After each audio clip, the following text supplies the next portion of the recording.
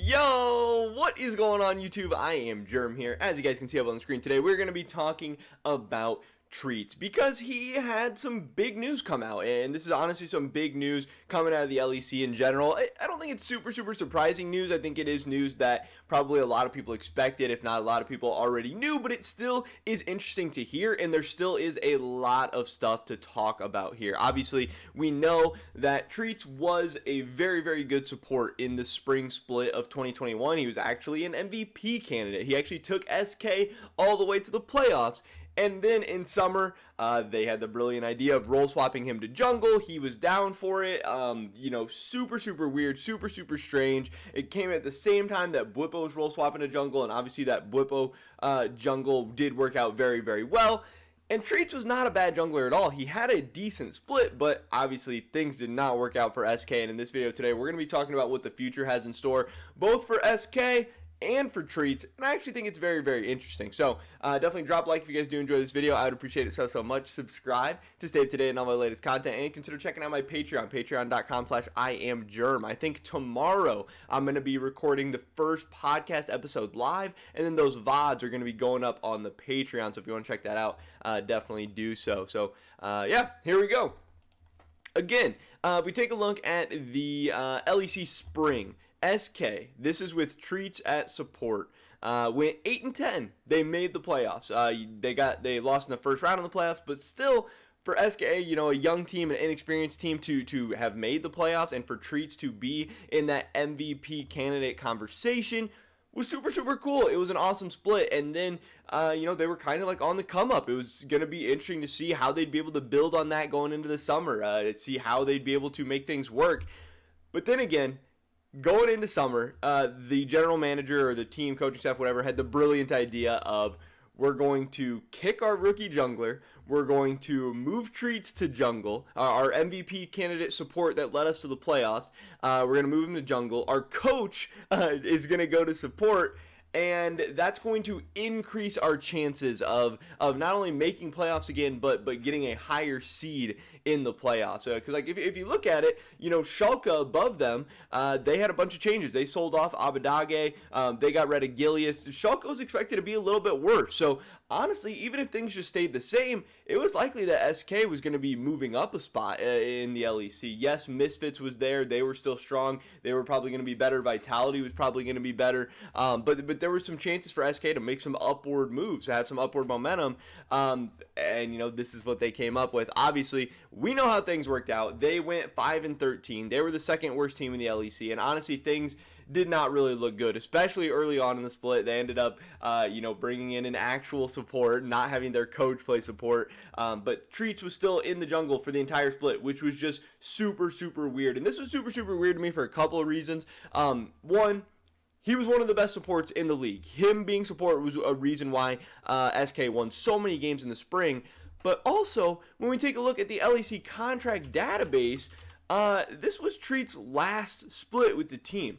He is going to be a free agent in this offseason. And in his very last split with you, you want him to play jungle? That doesn't make sense to me. Why would you not try to get everything out of him that you can? Why would you not try and, make things as normal for him as possible so he might, re-sign with you? But super crazy, super weird, whatever. Anyway, that gets us to this announcement he posted on Instagram. Our split has come to an end, and it's time to head back to Sweden shortly and enjoy some time off. This year was a roller coaster, but I have no regrets, and I'm happy with the effort I put in. No idea what the future will hold, but I know it will only go up from here. Thank you for all your support. P.S. Jungle was fun, but you will see me on support next year. So that is very interesting to me for a couple of reasons. Number one, obviously, he said jungle was fun, but he will swap back to support next year. Again, this was kind of talked about in the past that he would probably only be playing jungle for one split. So again, this isn't super shocking. This isn't super surprising, but to get the confirmation that he is swapping back to support, I think is a really big deal. Obviously, I think that's a great decision. Again, he was a fine jungler. He was not a bad jungler, but I do believe he, as support in the spring, showed he's capable of being one of the best supports in the LEC, literally up there with guys like Hylissang, guys like Mickey. He is one of the best. And I really hate that he looked so good in the spring, and then they're kind of derailing him. Like, he should have been able to build off of that spring split. He should have been able to build off that MVP run and see how good he could get in summer, not take an entire split off and then now have to try and go back to support for the next split. I feel like that is something that definitely hurt the team, but then also potentially hurt his career going forward. So I don't think it was the best move for him. I don't think it was the best move for the team. I think it was very, very strange. But yeah, super, super weird. The other thing in this post that I did think was interesting was he says no idea what the future will hold. Again, he is a free agent. His contract is up. I honestly do not expect him to be back with SK, but I don't really know where he's going to end up going. I took a look at North America and saw who has expiring contracts. And the only two supports that have expiring contracts in North America is CLG and Dignitas. I don't really expect him to end up on either of those teams. So I don't really think coming back to North America will be an option. Yes, even some teams that don't have expiring contracts on their supports, they could get him and, just kick their support. But I don't really know which team in North America would do that. I don't really see any of the top teams doing that. So even though Treatz was great, I don't think he will return to NA, but that doesn't mean there's not opportunity for him in the LEC, because there is some very, very interesting landing spots. Now, I don't know how likely any of these are, but there is a rumor that Hylissang, he does have an expiring contract with Fnatic, obviously, right here, November 2021. There is some rumor that maybe Hylissang's going to retire after this year. I don't know how likely that is. There also just is rumor that maybe he would leave Fnatic. I don't know. It's going to depend. Obviously, they had a very, very good summer split, but it's very possible that they don't make it to Worlds, and then, what would happen after that? It's going to maybe depend on how this playoffs goes, maybe depends on just how he's feeling behind the scenes. I really don't know, but those rumors have been going around for a while, and Hylissang does have an expiring contract. Another interesting landing spot, we have Kaiser, who he has an expiring contract with Mad Lions as well, and there is a rumor previously that has gone around that Kaiser wants to leave Mad Lions for whatever reason, even though they've obviously had a very, very good season. I don't know. Kaiser could be moving on from Mad Lions as well, and Treatz could maybe slot in there. Again, I think Treatz is very, very good. I think he is one of the best supports in the LEC. I think he would fit in fine on any of these top teams. I think he would be great on Mad Lions. I think he would be great on Fnatic. I think we also have, Misfits. Yes, Misfits. Vander has an expiring contract.